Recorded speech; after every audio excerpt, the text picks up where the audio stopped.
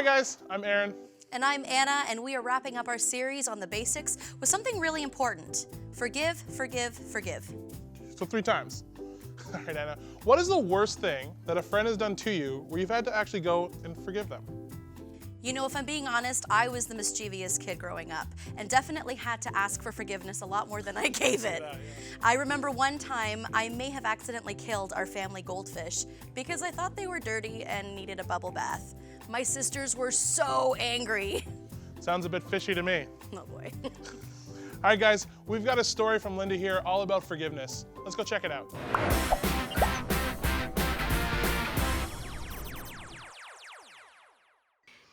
It's time for Lynda's Aussie Adventures. Did you know that there are over 150 million sheep in Australia and only 20 million people?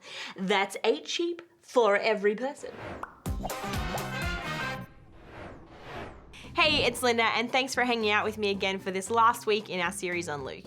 Do you know somebody that over time has become a little bit more of a frenemy rather than a real friend? There was this girl in high school that was in my circle of friends who it became clear after a while that she just really wasn't aware of the way that her actions were impacting other people. I remember a time that she invited our whole group to the movies and didn't invite me. Another time when I told her a secret and she passed it on to everyone. And then another time when she actually made jokes about the outfit that I was wearing. So many times this girl hurt me, but I realized that it wasn't worth it for me to hold on to my anger or my hurt or my pain, that it was so much better for me to just forgive, forgive, forgive.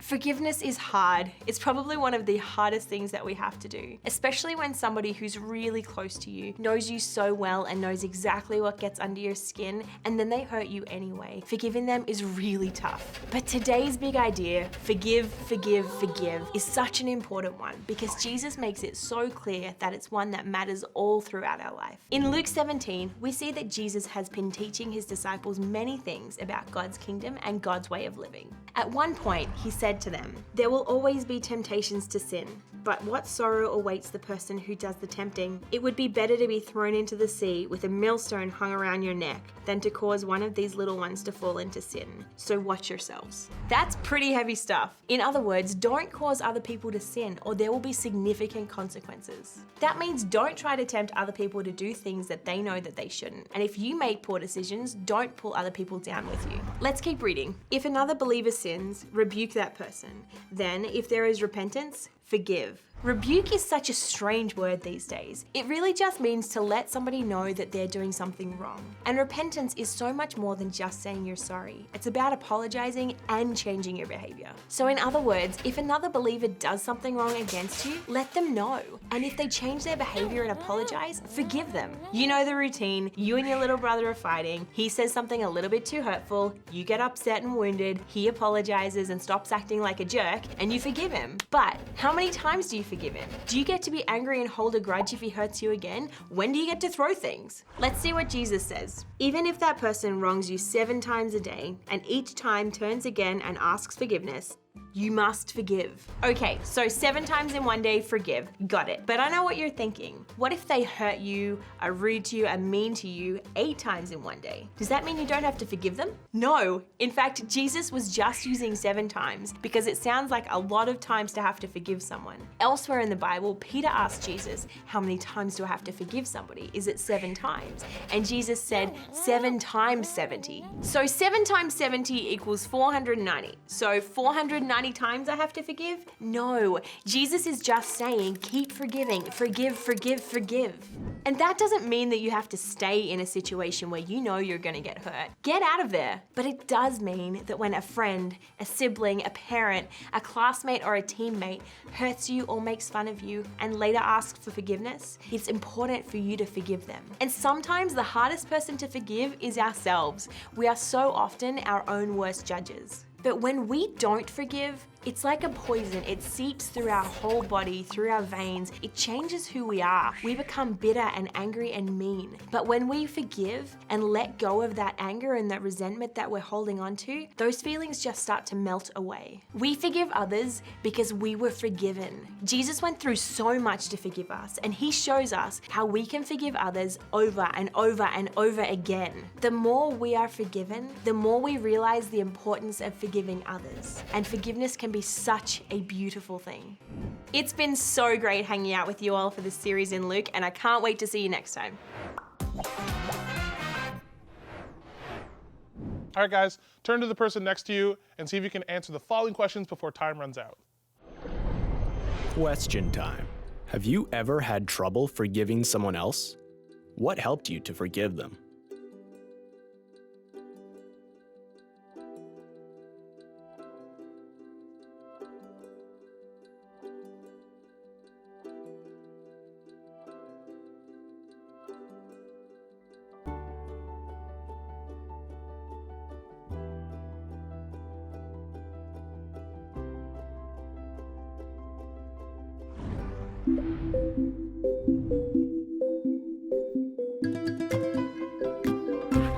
We just heard that you can never say enough is enough.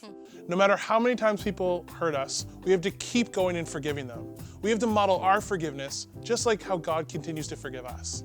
And the thing is we don't need to stay near people who are hurting us. In fact, if that's the situation, we should get out as quickly as possible. But when it comes to forgiving, God asks us to continually forgive, forgive, forgive. And through that, we find the freedom to be ourselves, not unhappy and bitter people. For sure. All right, guys, we've got a story for you. It's about an adventurous little boy who gets himself in a situation. You know what? You'll hear all about it. Let's check it out.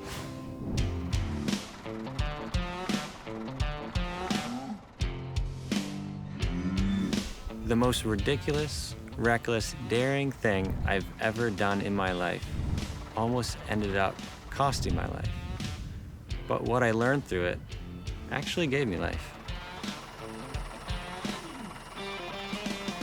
My name is Jordan. I grew up on a farm. I can't really sit still, and sometimes I just talk too much. Growing up on a farm was an adventure. You start off by working in the barn, you do your chores, you sweep, you feed the calves, you give them hay. I actually didn't milk cows until I was like 15 or 16 years old, but you usher them through. If we're talking milking, you usher them into the parlor, you get them ready, you start by getting familiar with them, you say hi, but outside of that, you just start the milking process. Happy cow, happy farmer, right? Growing up on the farm, there are many, many ways that you can find trouble. My sister and I were adventuring on the farm, and there was this one place that my father told us that we should never really go to, and that was the Manure Pit. Now, the Manure Pit is just a big reservoir of manure, of cow doo-doo. I look inside, and I see that the top of the Manure Pit is firm. There's actually bulrushes growing out. There's plants growing on top of the Manure Pit. So I crept through a hole in the fence, and still holding onto the fence, tested out the top of the Manure Pit. Sure enough, it was firm. And I let go of the fence, and I take the next step, and it's not a good thing. I went straight down into the Manure Pit, straight down, and before I knew it, I was up to my chest in poop as I'm sinking into it. Now I reach back and I grab onto that fence. So at this moment, I got two hands on the fence, and I'm trying to get myself out. The only thing is that I couldn't do it on my own, and that kind of scares me. So my sister, seeing this, she ran off to get my father. My father saw me in there. He saw me and just pulled me right on out. After he pulled me out, I realized that I could have died and that my father saved me. It was because of him that I am living today. I see a whole lot of symbolism in this story. I see a son who was disobedient, a son who listened to his father say, "You should never go there." But I did anyways. I disobeyed my father. I went against his wishes. Another symbol that I see is that I could not get out of that pit on my own. And I see that in my life today, where I think that I can handle the situation myself. I think I can get myself out of my own problems. I think that I'm Superman at times. But really, I'm just a young boy stuck in the poop who needs a father to save me.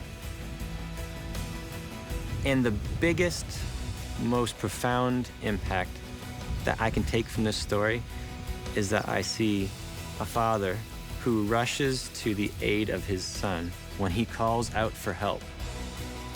And the father sees his son, and he doesn't think, "You disobeyed me." He looks past that. He looks past the fact that the son is covered in poop, and he sees a son who needs rescuing. As I said earlier, the most crazy, ridiculous, daring thing I ever did almost cost me my life. That's true. that is 100% true. But the thing that I've learned is that God will always be there to love me, to save me, and that gives me life. Question time.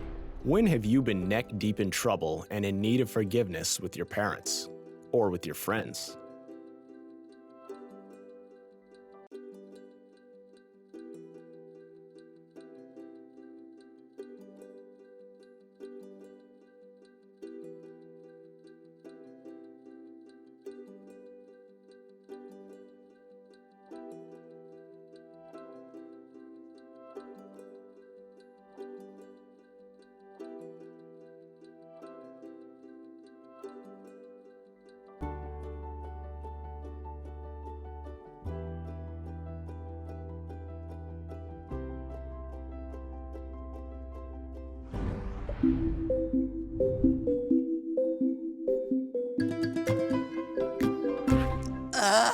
I don't even like to smell cow poo. I don't even know what it would be like to be covered in it up to here.